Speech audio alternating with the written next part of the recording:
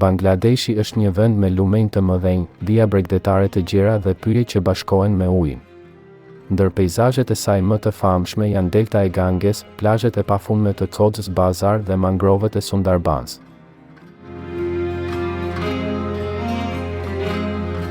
Por pas kësaj pasurie natyrore ka edhe realitetet të tjera, më pak të dukshme. Kryeqyteti i saj, Dhaka, ka disa nga nivelet më të larta të ndotjes së ajrit në botë. Lumenjt që dikur ishin burim jete, si Buriganga, tani mbartin mbeturina industriale dhe shtëpiake. Çdo ditë, në qytete grumbullohen tonë mbeturina, shumë prej të cilave përfundojnë në deponi në ajër të hapur.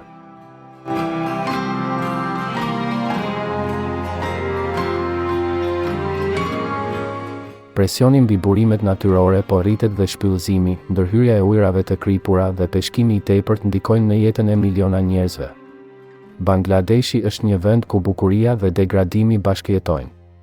Çfarë fshihet realisht pas peizazheve tuaja? Mirë se vini në Mundare. Sot do t'ju tregoj. Le të fillojmë.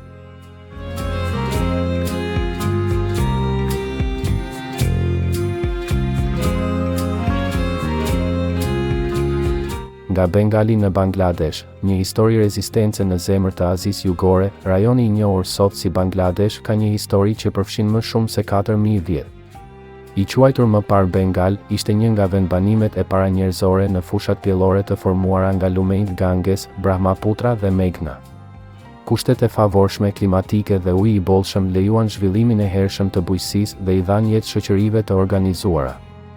Gjatë shekullit të tretë të para Krishtit, ky territor u përfshi në perandorinë Mauryan, një nga më të mëdhat në Indinë e lashtë. Gjatë mbretërimit të Ashokës, mësimet budiste u përhapën, duke lënë një gjurmë të thellë në kulturën lokale. Më vonë, midis shekujve të 7 dhe të 12, dinastia Pala shënoi një periudhë shkëlqimi, të shuar për përhapjen e budizmit Mahayana dhe krijimin e qendrave arsimore si manastiri Somapura Mahavihara. Duke filluar nga shekulli i 13, tregtarët dhe pushtuesit musliman prezantuan besime dhe struktura të reja pushteti. Bengali u përfshi fillimisht në sultanatin e Delit dhe më pas në perandorinë Mughale. Gjatë kësaj periudhe, u bë një nga rajonet më të begat në Azi, i njohur për të korrat, endjen e muslimit dhe tregtinë aktive të lumenjve. Qytetet si Dhaka filluan të rriteshin si qendra administrative dhe tregtare. Në shekullin e 17, kompania britanike e Indisë Lindore krijoi baza tregtare në rajon. Pak nga pak, ndikimi i tij ushtarak dhe politik u zgjerua. Betejë e Plassey, e zhvilluar në vitin 1757, shënoi fillimin e sundimit kolonial britanik. Në sundimin britanik, Bengali pësoi ndryshime të mëdha ekonomike, të orientuara drejt nxjerrjes së burimeve për të furnizuar tregjet evropiane. Në vitin 1947, pas ndarjes së rajit britanik, Bengali u nda në 2 pjesë, pjesa perëndimore ju bashkua Indisë dhe pjesa lindore hyri nën kontrollin e Pakistanit si Pakistani lindor. Edhe pse kjo ndarje bazohej në dallime fetare, ajo nuk i zgjidhi konfliktet. Distanca fizike prej më shumë se 1500 kilometrash midis dy territoreve dhe ndryshimet kulturore dhe gjuhësore e rritën pakënaqësinë. Në vitet në vijim, Pakistani lindor vuajti nga marginalizimi politik dhe ekonomik. Gjuha bengalisht, e folur nga shumica e popullsisë, u përjashtua si gjuhë zyrtare, gjë që çoi në lëvizjen e gjuhës bengali në vitin 1952. Diskriminimi ekonomik dhe tensionet sociale rritën pakënaqësinë popullore. Në vitin 1971, pas zgjedhjeve në të cilat partia e lidhjes AMI fitoi shumicën parlamentare, refuzimi i qeverisë qendrore për të njohur rezultatet shkaktoi konflikt. Operacioni Searchlight shkaktoi një goditje brutale që çoi në luftën çlirimtare të Bangladeshit. Miliona njerëz kërkuan strehim në Indi, ndërsa gati 3 milion civil humbën jetën gjatë konfliktit. Më 26 mars 1971, Bangladeshi shpalli pavarësinë e tij. Pas 9 muajsh lufte dhe me mbështetjen ushtarake nga India, forcat pakistaneze u dorëzuan më 16 dhjetor në Dhaka. Kështu lindi një shtet i ri sovran, i njohur ndërkombëtarisht. Vitet e para të pavarësisë ishin të vështira. Sheikh Mujibur Rahman, udhëheqësi i lëvizjes për pavarësi, mori detyrën si kryeministër i një vendi të shkatëruar. Ai u përball me kriza ekonomike, ciklone shkatëruese dhe konflikte të brendshme. Në vitin 1975, vrasja e tij gjatë një grushti shteti ushtarak shënoi fillimin e një periudhe të gjatë sundimi ushtarak. Demokracia u rivendos në vitin 1991, pas rënies së regjimit autoritar të Hossein Mohammad Ershad. Që atëherë, politika e vendit është karakterizuar nga alternimi midis lidhjes AMI dhe Partisë Nacionaliste të Bangladeshit, mes rivalitetit të fortë dhe tensioneve të shpeshta. Sot, Bangladeshi njihet si një nga vendet me rritjen më të shpejtë në Azinë Jugore. Historia e popullit të saj, e shënuar nga rezistenca dhe lufta për vetëvendosje, mbetet në zemër të identitetit të saj kombëtar.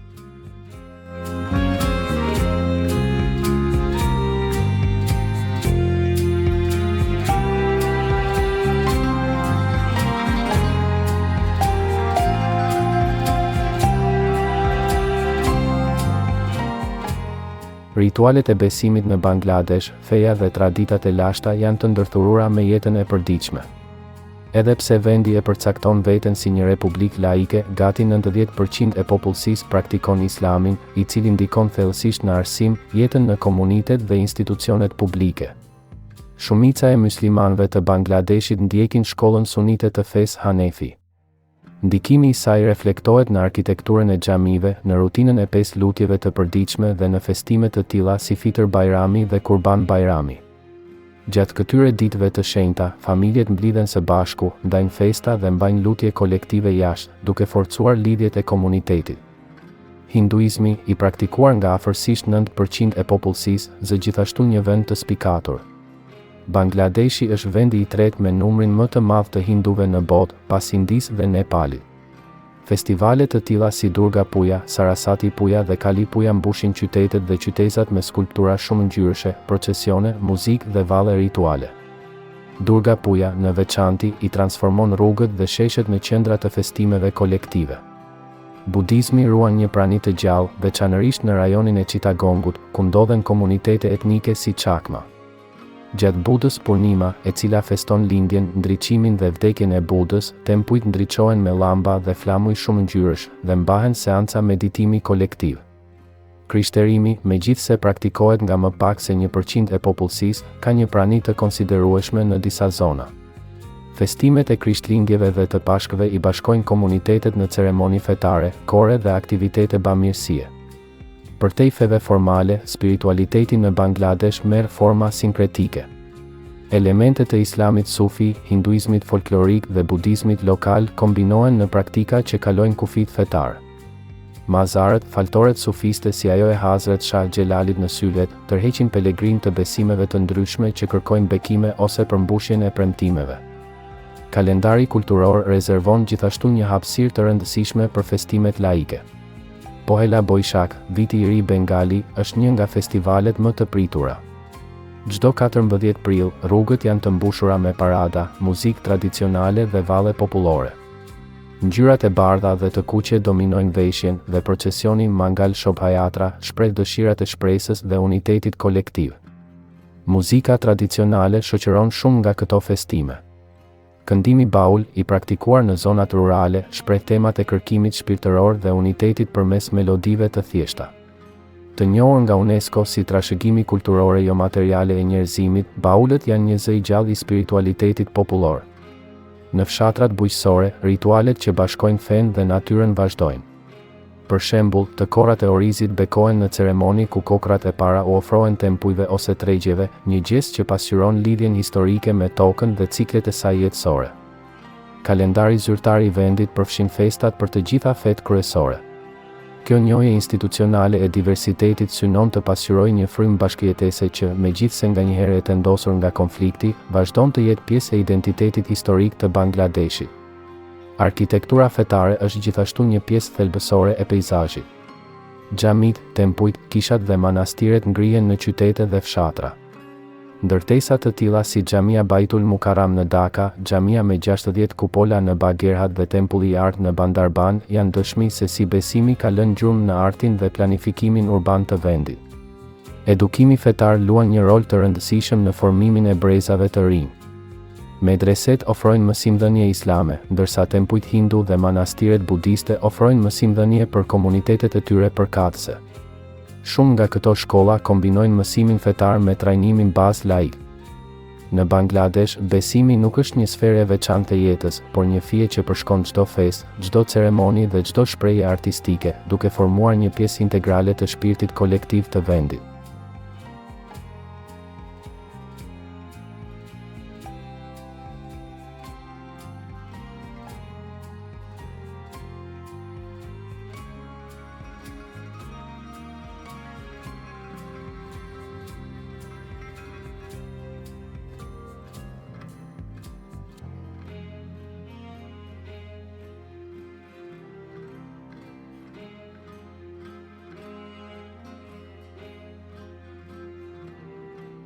Gratë e Bangladeshit. Midis traditave dhe shtigjeve të reja në Bangladesh, gratë janë protagoniste të jetës shoqërore, ekonomike dhe kulturore.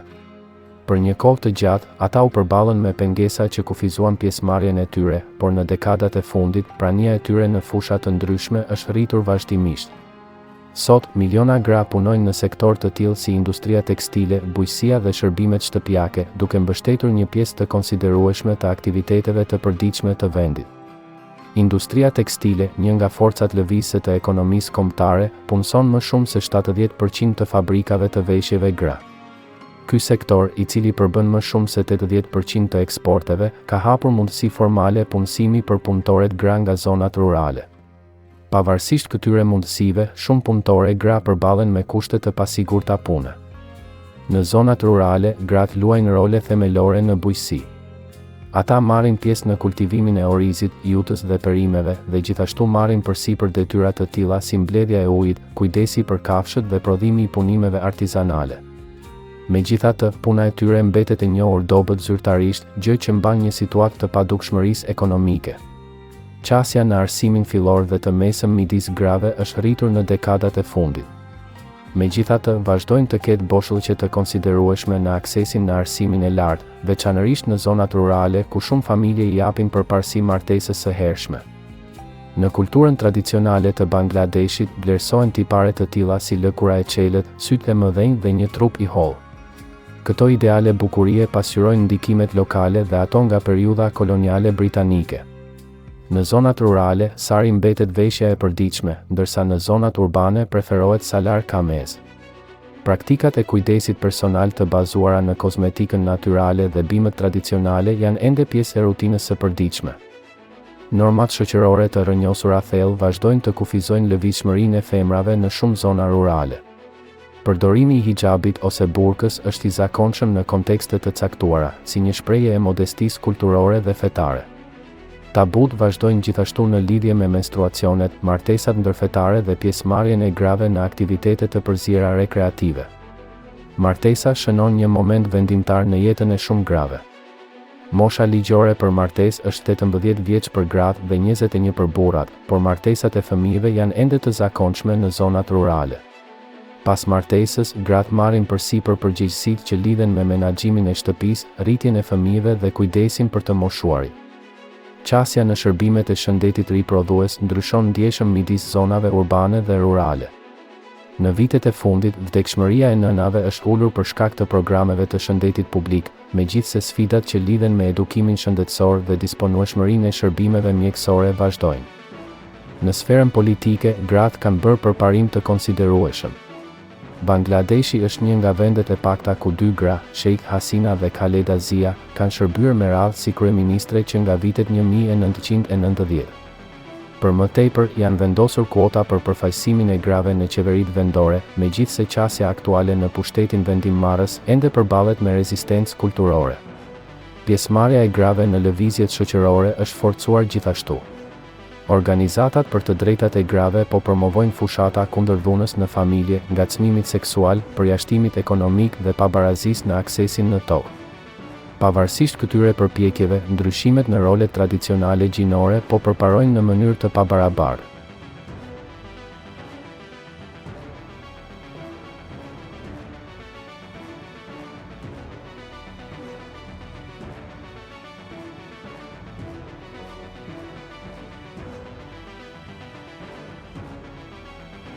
Qytetet e kontrasteve, Dhaka, Chittagong dhe Khulna infrastruktura urbane kombinon ndërtesa historike dhe moderne. pikat kryesore përfshin parlamentin kombëtar të projektuar nga Louis Kahn dhe të konsideruar si një kryevepër e arkitekturës bashkëkohore dhe fortesën Lal Bagh, një ndërtim i papërfunduar Mughal që ende ruan strukturën e saj imponuese. Muzeu Kombëtar i Bangladeshit ofron një vështrim gjithëpërfshirës të historisë dhe kulturës së vendit. Në rrugë, tregjet tradicionale si tregu i ri dhe pazari i Gulshanit e mbajnë gjallë tregtinë e përditshme, duke përfshirë tekstilet, artizanatet dhe ushqimet lokale.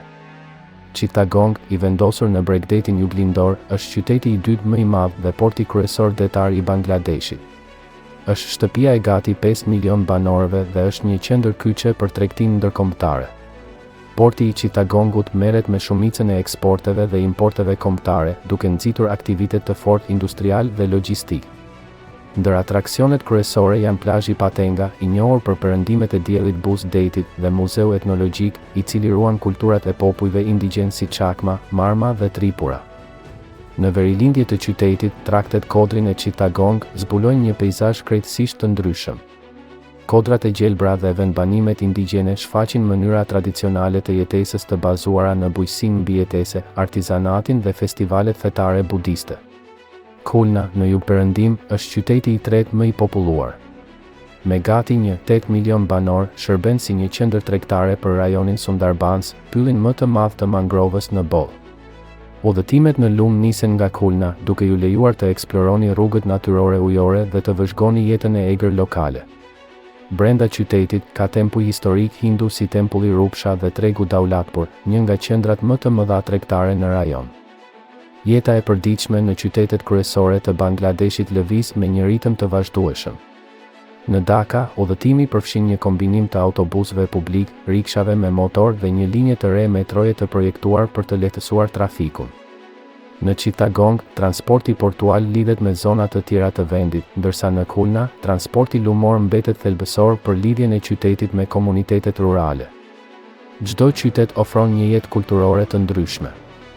Dhaka karakterizohet nga atmosfera e saj universitare, kafenet moderne dhe skena e gjallë e artit. Chittagong kombinon karakterin e tij portual me diversitetin etnik të kodrave aty pranë, duke ofruar tregje artizanale dhe festivale tradicionale. Khulna, më e qetë, lidhet drejt për drejt me natyrën, duke ofruar qasje në lumenjt, pyjet dhe faunën karakteristike të deltës. Transformimi urban i Bangladeshit pasqyron më shumë se sa thjesht rritjen e popullsisë.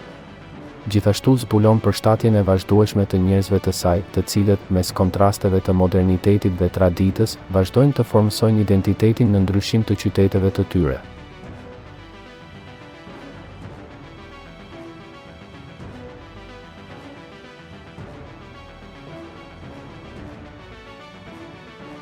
Bangladeshi i egër, plazhe, pyje dhe lumenj të pafund. Territori i Bangladeshit është formuar nga një rrjet i pafund lumenjsh, plazhe të gjera me rër dhe pyje të dendura tropikale. Natyra jo vetëm që përcakton peizazhin fizik të vendit, por gjithashtu mbështet jetën e miliona njerëzve që kanë mësuar të jetojnë me të. Në jugperëndim shtrihet Sundarbans, pylli më i madh i mangrovave në botë. Duke mbuluar një sipërfaqe prej gati 6.000 km², ky ekosistem unik është shtëpia e specieve të tilla si tigri i Bengalit, i cili është përshtatur në një mjedis kënetor dhe të kripur. Krokodilet e ujrave të kripura, drerët aksial dhe një larmi e gjerë shpendësh uji janë gjithashtu pjesë e këtij rrjeti jete. Mangrovat veprojnë si një barierë natyrore kundër cikloneve dhe valve të stuhive, duke mbrojtur komunitetet bregdetare. Nga qyteti i Khulnës, udhëtimet përgjatë lumit nisen përgjatë kanaleve të tij të ngushta, duke ofruar mundësinë për të vëzhguar nga afër këtë biodiversitet unik. Pas vijës bregdetare të Gjirit të Bengalit është Cox's Bazar, ku ndodhet një nga plazhet më të gjata në botë, me një gjatësi prej 120 kilometrash. Kjo zonë tërheq turistë vendas dhe të huaj që shijojnë udhëtimet me varg, peshkimin tradicional dhe shëtitjet buz ujit. Kodra Himchari, pranë Cox's Bazar, ofron pamje panoramike të oqeanit, ndërsa tregjet e peshkut pasqyrojnë lidhjen e fortë të komunitetit me detin. Më në jug, ishulli i Shën Martinit shfaqet si atoli i vetëm koralor i Bangladeshit. I rrethuar nga ujëra të pastra dhe plazhe me rër të bardhë, Saint Martin është një destinacion për zhytje me maskë, zhytje dhe vëzhgim të jetës së egër detare. Ishulli është i banuar nga një komunitet i vogël që mirëmban praktikat e mbijetesës të bazuara në peshkim artizanal dhe kultivimin e kokosit. Drejt verilindjes, peizazhi ndryshon plotësisht. Rajoni i Syletit është i mbuluar me kodra të gjelbra dhe plantacione çaji. Në luginën Sri Mangal, të njohur si kryeqyteti i çajit në Bangladesh, fusha të gjera shtrihen deri aty ku mund të shoh syri. Vizitorët mund të vizitojnë plantacionet, të vëzhgojnë përpunimin artizanal të gjetheve dhe të takojnë komunitete etnike si Khasi dhe Monipuri, të cilët punojnë dhe jetojnë në këto toka. Lumejt Ganges, Brahmaputra dhe Meghna, ndër të tjerë, rrjedhin nëpër vend, duke ushqyer deltën më të madhe të brendshme në botë. Këto rrugë ujore jo vetëm që plehrojnë tokat bujqësore, por shërbejnë edhe si arterie transporti për miliona njerëz. Në shumë rajone, anijet, tragetet dhe kanoet janë një pjesë thelbësore e jetës së përditshme. Në disa lokalitete, garat tradicionale me varka, të njohura si Nouka Bajq, bashkojnë ekipe nga i gjithë komuniteti në gara që tërheqin qindra spektatorë. Në juglindje, traktet kodrin e Chittagong ofrojnë një peizazh me kodra të ashpra, shtigje natyrore dhe ujvara. Në Bandarban, vende si Nafakhum, një nga ujvarat më të mëdha të Bangladeshit, dhe mali Keokradong, i cili arrin pothuajse 1000 metra lartësi, ftojnë për eksplorim. Grupe indigjene si Bam, Marma dhe Mro banojnë në këtë rajon, duke ruajtur traditat, gjuhët dhe mënyrat e jetesës së të parëve. Jo shumë larg Bandarbanit, liçeni Kaptai, i formuar në vitet 1950 pas ndërtimit të një dige hidroelektrike, krijon një peizazh të bukur ujor. Fshatrat lundrues, udhëtimet me varka dhe aktivitetet artizanale të peshkimit janë pjesë e ritmit të përditshëm të atyre që jetojnë në brigjet e tij. Fauna e Bangladeshit pasqyron larmin e habitateve të saj. Delfinët gangetik, garjalet, kobrat mbretërore dhe drerët sambar banojnë në lumenjt, pyjet dhe brigjet e vendit. Flora përfshin mangrovet, pyjet tropikale të shiut dhe savanat me barë të lartë, të gjitha të përshtatura me klimën e musoneve që shënon stinët e Bangladeshit. Midis plazheve, pyjeve, lumenjve dhe kodrave, natyra e Bangladeshit zbulon një pasuri të larmishme që jo vetëm mbështet ekonominë dhe kulturën lokale, por edhe vetë identitetin e atyre që banojnë në këtë territor.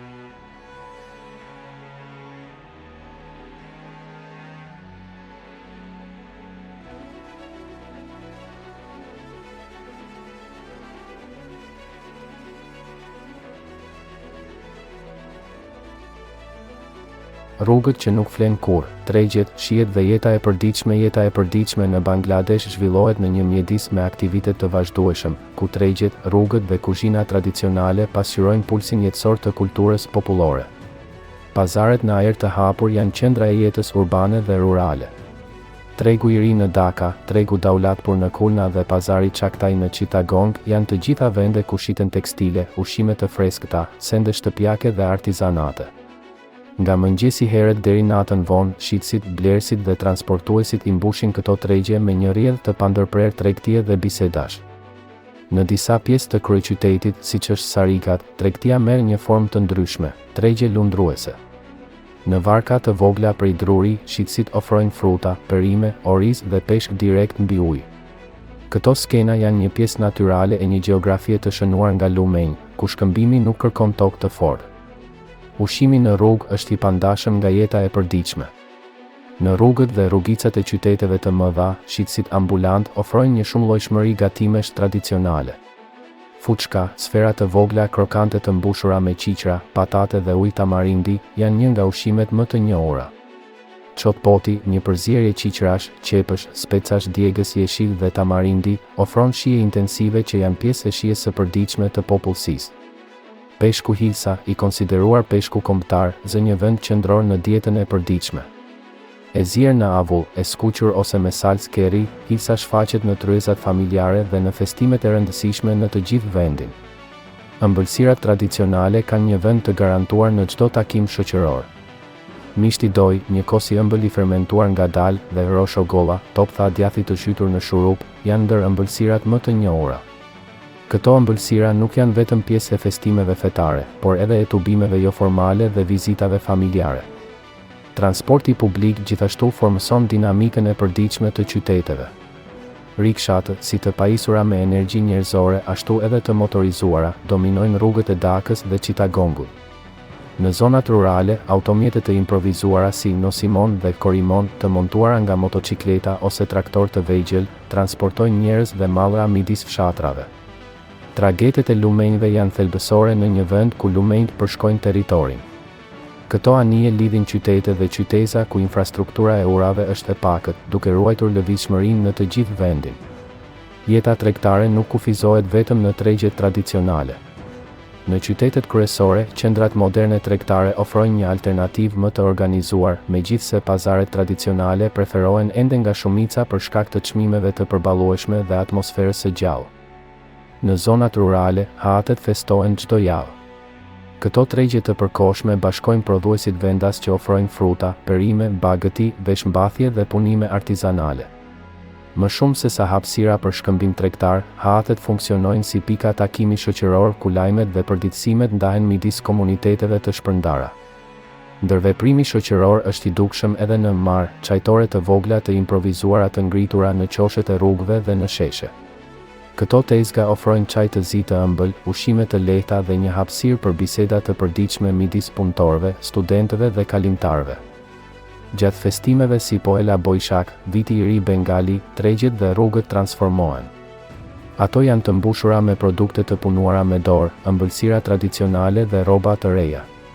Sheshet publike bëhen vendi i panajreve të hapura, ku muzika, vallëzimi dhe ngjyrat shënojnë fillimin e vitit të ri. Shitja në rrugë plotëson peizazhin e jetës së përditshme.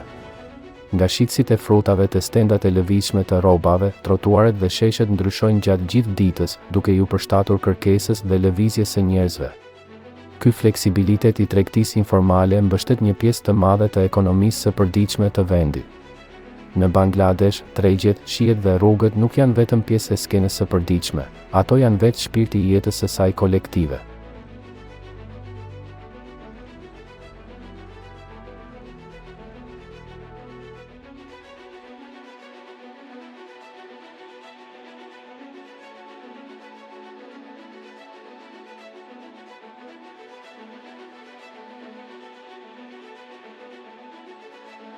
Rrugët që nuk flen kurrë, tregjet, shihet dhe jeta e përditshme. Jeta e përditshme në Bangladesh zhvillohet në një mjedis me aktivitet të vazhdueshëm, ku tregjet, rrugët dhe kuzhina tradicionale pasqyrojnë pulsin jetësor të kulturës popullore.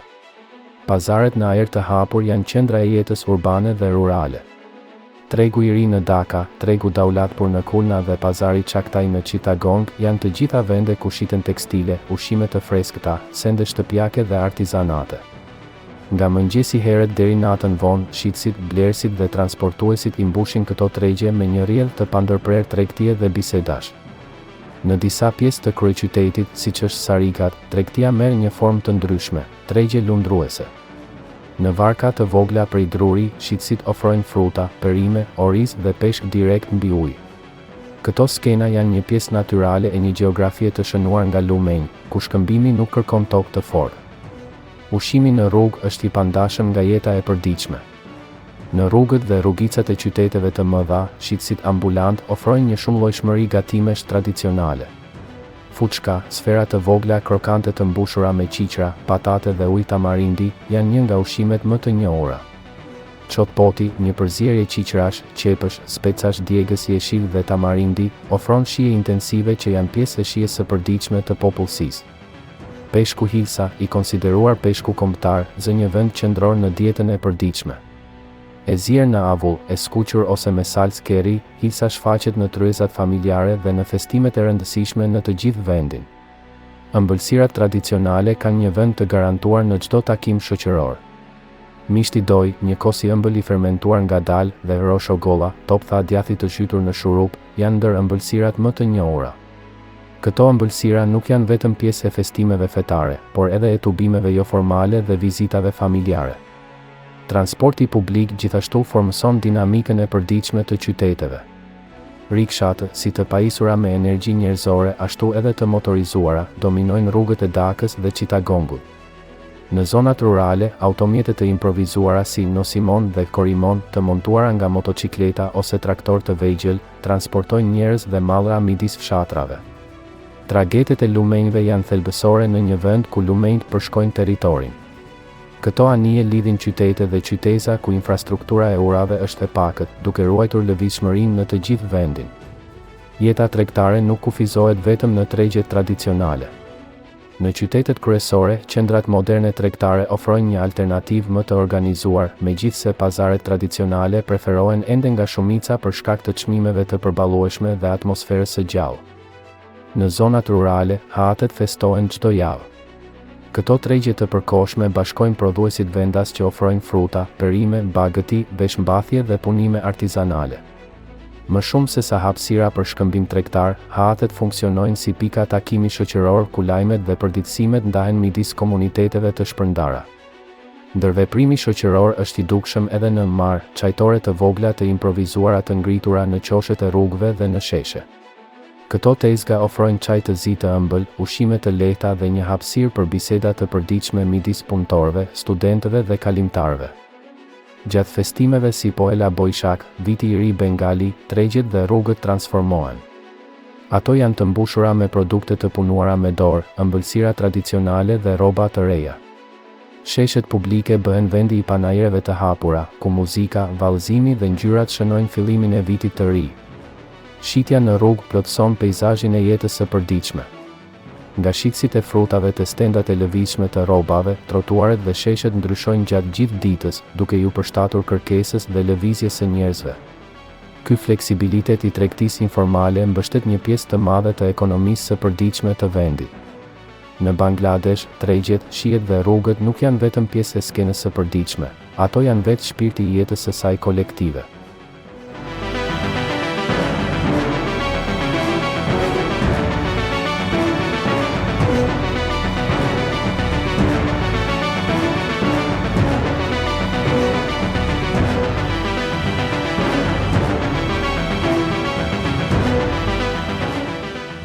Jetë përballë ujit, përshtatje ndaj ndryshimeve klimatike. Gjeografia e Bangladeshit, e përcaktuar nga delta e saj e gjerë dhe rrjeti kompleks i lumenjve, e ekspozon vazhdimisht vendin ndaj ngjarjeve ekstreme të motit, siç janë përmbytjet, ciklonet dhe erozioni bregdetar. Përballë këtyre sfidave, komunitetet lokale kanë zhvilluar zgjidhje praktike për t'i rezistuar dhe për t'u përshtatur. Në zonat e prirura ndaj përmbytjeve, shumë shtëpi tradicionale ndërtohen të ngritura mbi shtylla bambuje ose struktura druri. Kjo teknik lejon që shtëpitë të qëndrojnë mbi nivelin e ujit gjatë periudhave të përmbytjeve, duke mbrojtur familjet dhe pronën e tyre. Kulturat lundruese përfaqësojnë një tjetër përgjigje të zgjuar ndaj përmbytjeve. Të njohura si bajra, këto kopshte janë ndërtuar mbi shtresa zymbyllësh uji dhe bambuje. Perime të tilla si kastravecat, domatet dhe spinaqi kultivohen këtu, duke siguruar prodhim bujqësor edhe gjatë sezonit të musoneve. Arsimi është përshtatur edhe me kushtet klimatike. Shkollat lundruese, të instaluara në platforma ujore, u lejojnë fëmijëve të vazhdojnë studimet e tyre gjatë përmbytjeve. Këto shkolla, të pajisura me panele diellore dhe biblioteka, ofrojnë akses në arsim edhe në kohët më të vështira. Për sa i përket lëvizshmërisë, komunitetet rurale varen nga rrjetet e lumenjve për udhëtim.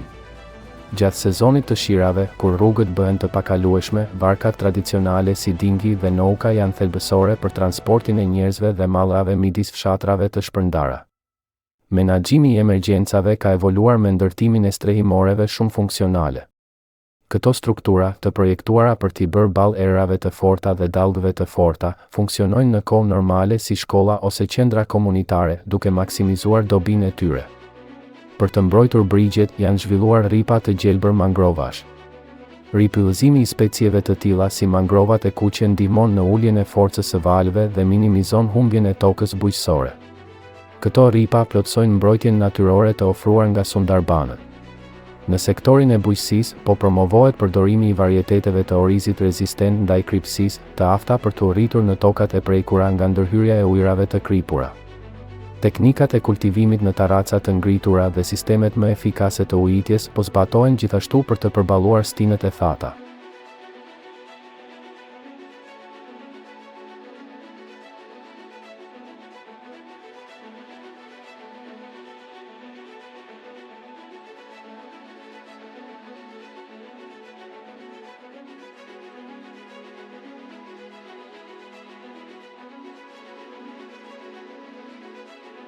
Gjurmë të padukshme, ndotja dhe kriza mjedisore në Bangladesh. Rritja e shpejtë ekonomike e Bangladeshit ka sjellë me vete kriza të thella mjedisore që ndikojnë në ekosistemet natyrore dhe cilësinë e jetës së popullsisë së saj. Ndotja e ajrit, ujit dhe tokës paraqet sfida urgjente që formsojnë të tashmen dhe të ardhmen e vendit. Në Dhaka, kryeqytetin, cilësia e ajrit është ndër më të këqijat në botë. Emetimet e automjeteve, djegja e mbetjeve të ngurta, aktiviteti i fabrikës së tullave dhe mungesa e kontrolleve mjedisore në ndërtesa po nxisin nivele kritike të ndotjes. Gjatë muajve të dimrit, fenomeni i inversionit termik bllokon ndotësit afër tokës, duke përkeqësuar efektet në shëndetin publik. Ndotja e ujit pasqyron një dimension tjetër të kësaj krize. Lumi Buriganga, i cili kufizohet me Dhakën, merr shkarkime të ujrave të ndotura industriale, mbetjeve shtëpiake dhe ujrave të ndotura kimike të patrajtuara. Përqendrimi i metaleve të rënda dhe baktereve i bën këto ujra një rrezik serioz për shëndetin dhe kufizon përdorimin e tyre për qëllime rekreative ose bujqësore.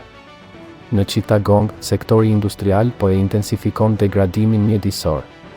Kantieret e prishjes së anijeve lëshojnë plumb, azbest, vajra të përdorura dhe metale të rënda direkt në tokën dhe ujrat e gjirit të Bengalit.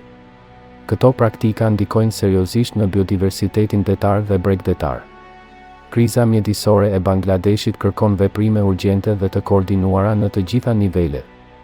Mbrojtja e ekosistemeve dhe përmirësimi i cilësisë së mjedisit janë kushte themelore për të siguruar zhvillim të qëndrueshëm dhe një të ardhme të qëndrueshme për brezat e ardhshëm. Bangladeshi i tregon botës imazhe të lumenjve të mëdhenj, pyjeve të mangrovës dhe plazheve në dukje të pafundme. Peizazhet e saj, të formuara nga uji dhe gjelbërimi, mbështesin jetën dhe identitetin e miliona njerëzve. Megjithatë, poshtë kësaj pamjeje të gjallë, ka realitete që rrallë dalin në pa. Qytete si Dhaka vuajnë nga disa nga nivelet më të larta të ndotjes së ajrit në botë. Lumenjt që dikur ishin burim pasurie, siç është Buriganga, tani mbartin mbeturina toksike.